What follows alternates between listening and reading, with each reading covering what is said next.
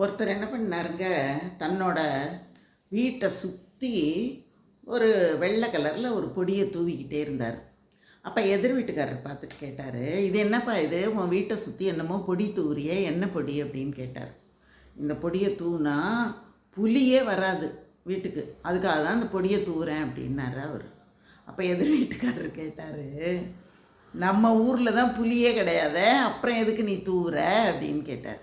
அப்போ அவன் சொன்னான், இந்த பாரு, நான் இங்கே தூவறதுனால தான் இந்த கிராமத்து பக்கத்துலேயே புலி வரல, அது தெரியாமல், இந்த பொடியோட மகிமை தெரியாமல் இனிமேல் பேசாத நீ அப்படின்னு சொன்னான் அவன்.